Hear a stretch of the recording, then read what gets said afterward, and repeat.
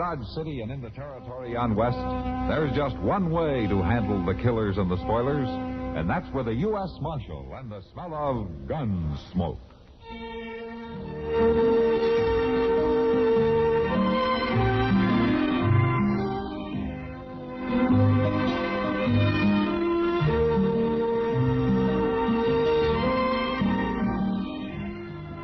Come up, Chester. Then we'll bury Bull. Bury him. Violence that moved west with young America, and the story of a man who moved with it. I'm that man, Matt Dillon, United States Marshal. The first man they look for and the last they want to meet. It's a chancer job, and it makes a man watchful and a little lonely.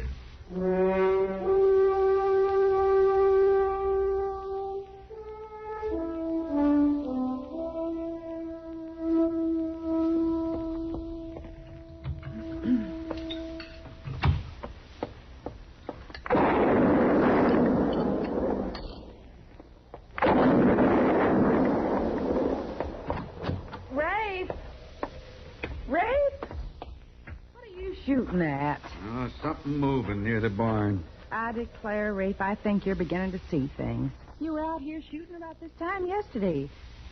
Come on in and have your supper. I saw something, I tell you. I'm going down there. Now, Rafe, your eyes are playing tricks on you in the twilight. You didn't find anything last night, did you? I didn't get a good look. You hollered me back here like the Injuns was after you. A woman likes her supper et once she sets it on the table. Come on, Rafe. You're probably getting cold. I'll eat. But one of these times, I'm going to get a good shot at him. Put that gun down and pull up to the table.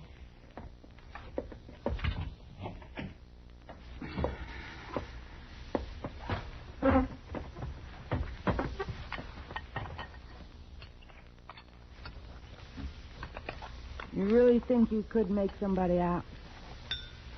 Somebody was there, all right. I got me a good idea who it was. I got me a good idea it's that worthless dude kid we had around here. Tom? You mean Tom? I sure do. Now, you wouldn't want to go and shoot him, would you? I'll shoot him sure if I find him on my land. He caused nothing but trouble. Letting the hogs loose, tipping the lantern in the loft, foundering my mare. He wasn't used to living on a ranch. Then he don't belong on one. Especially not mine. Yeah. I reckon he's miles away by now. You threw a bad scare into him the day you sent him packing. I meant to. And if I see him around here again, I'll send him packing again with a load of buckshot. Here. Huh? Hold your cup. I'll pour you some more coffee.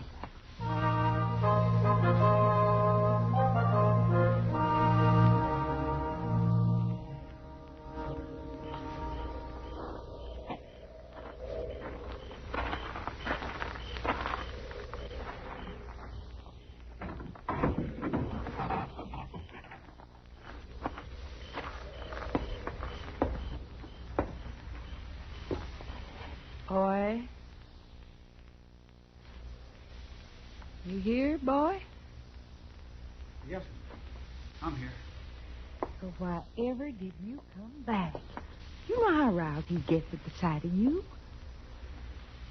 Come on out here where I can see you. Come on out, boy. I can't stand here all night. He might wake up. No, I can't move too good, ma'am. You hurt? It's my leg. Well, land's sakes, I should say it is. It's all over blood. Yes, ma'am. You've been shot. You been up to? Well, nothing, ma'am. Come on, boy. Tell me the truth. I was just trying to get me some food. I was awful hungry. So you tried to steal somebody's chickens? Oh, no, ma'am. I wasn't trying to steal nothing. Well, why would anybody shoot you then? Well, ma'am, I don't rightly know. Well, I didn't exactly see. Never mind that right now. Your leg needs binding up. Turn your head, boy. Ma'am? Turn your head. Oh. Well, this nightgown will have to do for a binding. I declare Rafe's right about one thing. You don't bring nothing but trouble. I swear I don't know what to do about you. You're purely out of place on the prairie. You never should have left Baltimore in the first place. You hear me, boy? Yes'm. I ain't much good out here. Well, don't fret. We'll just fix you up somehow.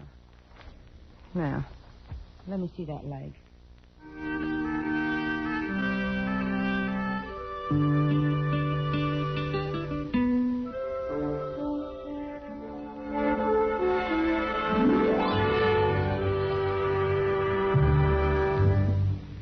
Now, just listen a minute, if you will. I've got a little story to tell you. Well, it's not so little. It's sort of a tall tale. It's about a legendary hero, a logging hero. You know, logging is a pretty important business. And this hero, Tony Beaver was his name. Well, he gets most of the credit for making it what it is today. Now, Tony came from the Eel River country.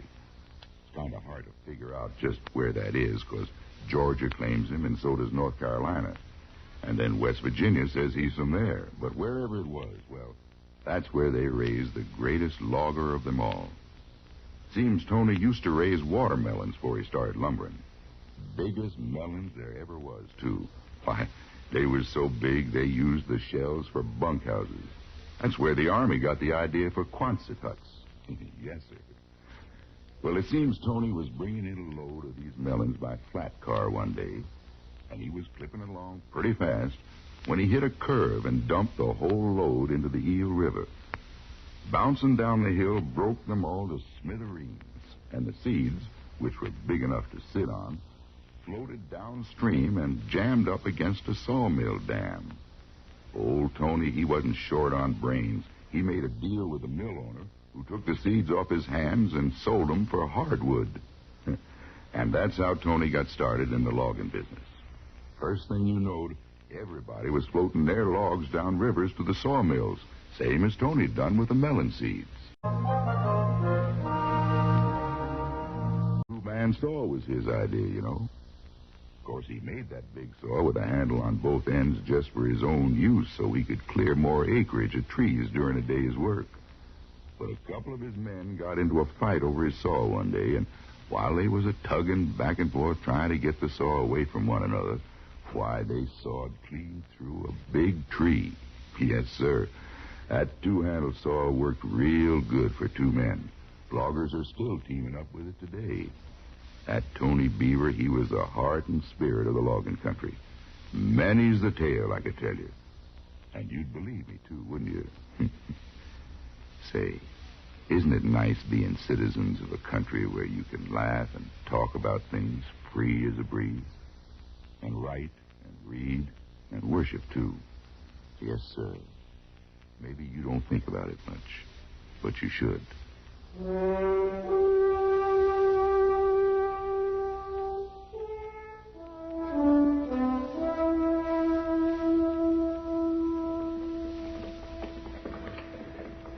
Why, Claire, that must be the sixth one I've saw today. I said that must be the sixth one I've... Oh, excuse me, Mr. Dillon. I didn't mean to disturb your reading of the paper. Oh, that's all right, Chester. What are you counting, anyway? Ladies. You keeping track of the ladies all of a sudden? Well, no, sir, but it seems like today there's a lot of extra ones driving into town. I must have counted 6 at least. Yeah, and what do you make of it? Oh, I know why they're here, all right. Is that doings that the church are getting ready for? Doings? Yes, sir. Supper or sociable, something like that. Anyway, they're bringing in all sorts of home-cooked food. No wonder you're so interested. Yeah, I sure would like to sink my teeth into some of it, and that's a fact. Yeah, maybe you can talk yourself into something. Looks like one of the ladies is heading this way. Mm-hmm. Oh, that's Rafe Mayfield's wife, ain't it? Yeah, I think it is. Hello, Marshal. Chester? How do, ma'am? Hello, Miss Mayfield. Well, how are you and Rafe making out these days? Tolerable, I guess. Marshal, can I speak to you for a few minutes in private like? Well, sure, Miss Mayfield. Here, let me help you down. Oh, thank you. There you are. Yeah, come on inside. Well, guess I'll be going along. Oh, I don't mind you, Chester. You might even help. Well, now, thank you, ma'am.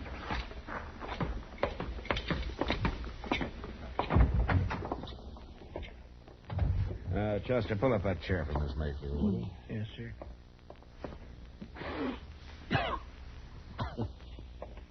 you are, ma'am. Now then, what's on your mind, ma'am? Well, Marshal, we've known each other for a long time, haven't we? Oh, yes, ma'am. I guess you know me well enough to know I wouldn't go behind Rafe's back as an ordinary way of doing things. Oh, yes, ma'am, I think I know that. I can't let him find out about this, though. Why, he'd drive that boy right off, hurt as he is. Boy? What boy? Why, that boy from Baltimore, the one we took on as a hand a few months ago. Oh, you mean that Wilson kid, huh? Tom, isn't it? That's his name. Rafe ran him off the place 2 weeks ago. Oh, what'd he do? It's not so much what he done wrong. It's more that he's never done nothing right. He surely wasn't cut out to be on a ranch. Rafe says he's worthless clean through, but I don't believe it. He's a nice boy. He's come back, huh? I found him out in the barn last night with a bullet hole in his leg. Bullet hole? Well, who shot him? I can't get it out of him. He just don't talk straight whenever I ask him about it, but he can't stay out there, Marshal. Rafe's sure to find out, and he won't stand for it. We better go out there and bring him into town. I'd be much obliged. Rafe's away picking up a new mare. If he could come today, he wouldn't have to know about it. We'll do that, Miss Mayfield. Chester. Yes, sir. Go down and get the loan of Moss Grimmick's wagon, will you? And we'll bring him into docks. All right, sir. I sure thank you, Marshal. Oh, don't thank me, Miss Mayfield. I'm kind of curious about that bullet hole.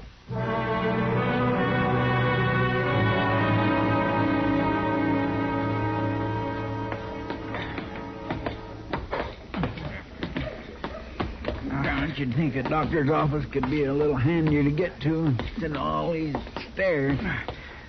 Oh, I'll make it all right. You hold the door, Chester, and I'll get him in. Yes, sir. Well, what have we got here? Why don't you take a look at this leg, will you, Doc? Certainly, man. Get him up on the table there. Yeah. Easy. That's fine. That's good. Well, I'll go see the wagon, Mr. Dillon. All right, Chester. Yeah. Let me see here now. Oh, yes. Well, a bullet caused that, didn't it? Yes, sir, it did. Uh-huh. You're lucky, though. It's not too deep. Must have bled a lot, though, didn't it? Sure did bleed. Yes, sir. Yeah, that's a good thing. Cleans itself out for you.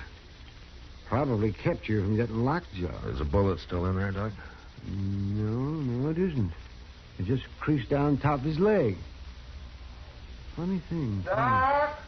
Doc! That's Ben Tolliver. You up there? Matt, tell him to hold his horses. Yeah, Doc.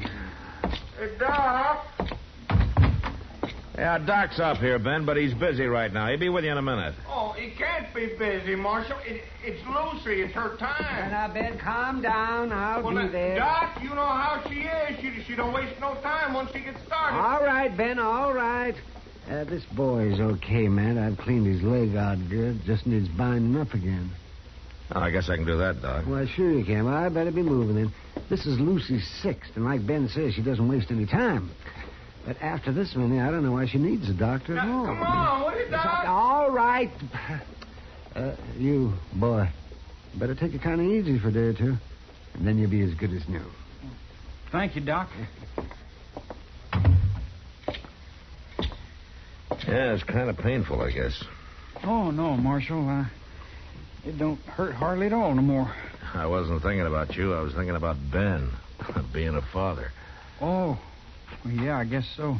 You hold still now while I bind you up, huh? Uh-huh. That sure must have been a trick shot that got you. What do you mean, Marshal? Or else the gunman must have been 10 feet straight up above you. Why? That bullet angle's nearly straight down. That's a pretty hard shot to make. Marshal? Seems to me that you couldn't help seeing who it was that got that close enough to shoot you like that. Well... But you didn't see anybody, did you, Tom? All right, Marshal, I guess you know. You did this yourself, didn't you? Yeah, Marshal, I did. Did you do it on purpose? Oh, no. No, I was trying to shoot me a rabbit. I was awful hungry. And I guess I shot a mite too soon. Well, it's usually a good idea to get your gun up before you pull the trigger. You know, you should have spoken right out about this, Tom. I couldn't, Marshal. I just couldn't. But then I haven't done anything right since I run off from Baltimore. Well, maybe that was your first mistake. Here now. I sure don't belong in the West, and that's a fact. But, well, when you're so all-fired clumsy you shoot yourself in your own leg, where do you belong, Marshal? Yeah, there's lots of accidents with guns, Tom. That's no disgrace. You don't understand, Marshal. I ain't done nothing right. Besides, I'm scared of guns. Now, Tom, the man who isn't scared of guns is a fool. I tell you, Marshal, I never thought it would be like this. I didn't get scared when I was reading them stories and hearing folks tell their tales about the West. But once I got out here, well, nothing's been right. Oh, I shouldn't have come. Well, you can always go back, I guess. No, I can't. Leastways, not like this. You got any folks? Would they send you any money? Oh, yes, sir, they'd send it, but I just can't ask for it. I can't go back with my tail between my legs. I can't go home while I'm yellow, while I'm afraid of a gun. Yeah, there you are. Well, all right, you can climb down off the table now. Can you bear any weight on that leg? Yes, sir, I think so. Well, if you do think so, I'd be able to walk down as far as Delmonico's and get something to eat, huh? Oh, sure, Marshal. Thank you.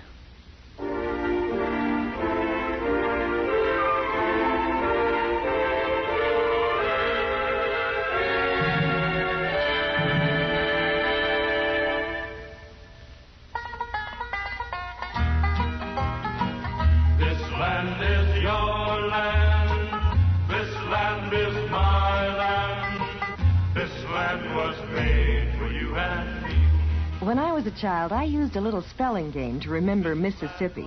M-I-S-S-I-S-S-I-P-P-I. Remember? Now, of course, I remember Mississippi in other ways, for other things. I remember Faulkner and Yoknapatawpha County, the aristocratic old plantations of Natchez, shrimp boats setting out from Biloxi. Many of you, too, must remember watching the oystermen off the shores of Pass Christian, or cotton pickers in Greenville, attending the Delta Staple Cotton Festival in Clarksdale, patting the Spanish moss on the giant oaks. Mississippi stirs remembrances in most people, even those who have never visited the Magnolia State. For the history and the name of the state, and, yes, even the spelling game, make us stop to think and to ponder the wisdom behind the state motto, by valor and arms.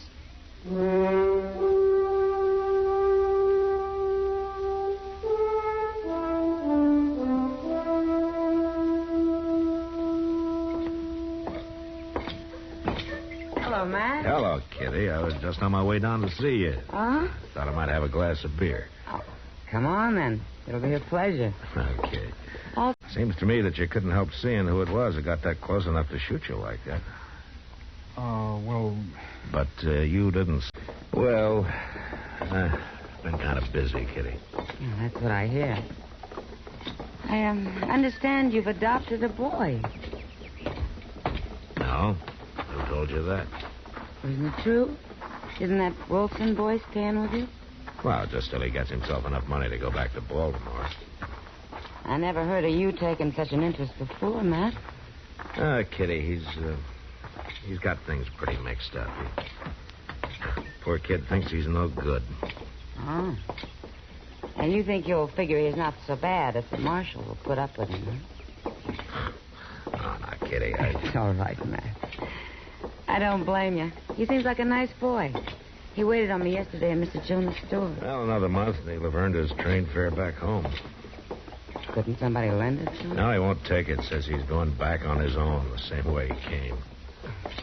Sounds kind of proud, foolish to me. Well, yeah. Marshal Dillon. Yeah, Mr. Jonas. You better come quick. What's happened? That boy, Tom, He tried to shoot it out with a hold-up, man. What? I'm afraid he's dying. Kitty, go get Doc, will you? Oh, sure. Come on, Mr. Jonas. Yes, sir. Where is he? I carried him into the storeroom. Exactly what happened. Well, I was behind the counter. This man came in and held a gun on me. Yeah? You try to do anything about it? Oh, no, Marshal. I just put my hands up. There isn't enough money in Dodge worth getting shot over. Then the boy rushed in, huh? He must have grabbed a gun off of the shelf. He stuck it in the man's back, and the fellow whirled and shot him. And the boy didn't even get a chance to pull the trigger. The man got away? Marshal, he got away. And I'll find him, all right. Right back here, Marshal.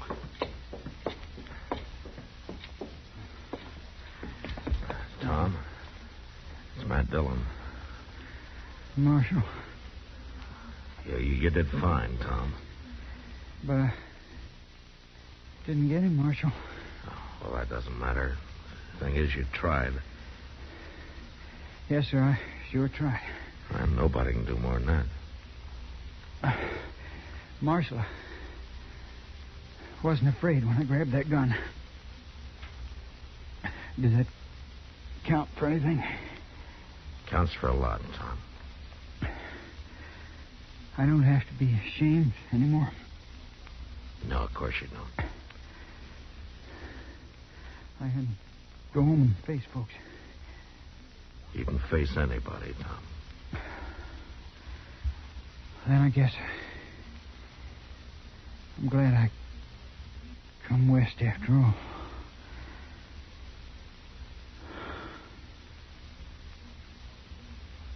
Tom? Is he dead, Marshal? Yeah, he's dead. It's a shame. Just a shame.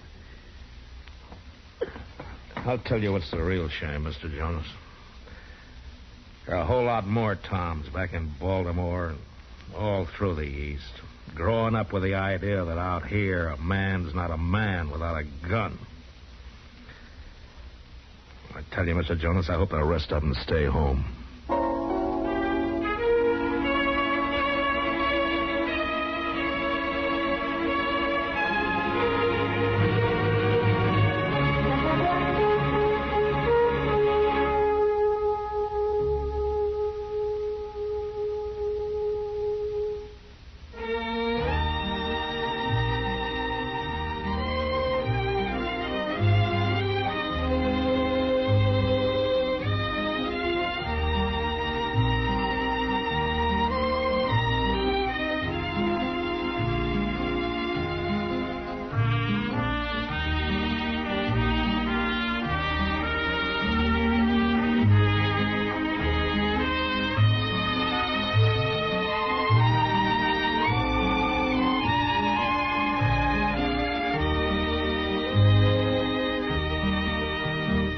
Gunsmoke. Produced and directed by Norman MacDonnell, stars William Conrad as Matt Dillon, U.S. Marshal. The music was composed and conducted by Rex Corey.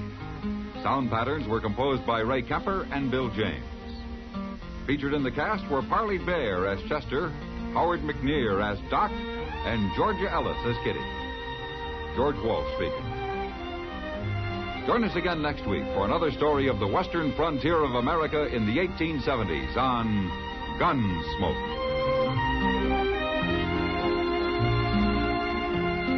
This is the United States Armed Forces Radio and Television Service.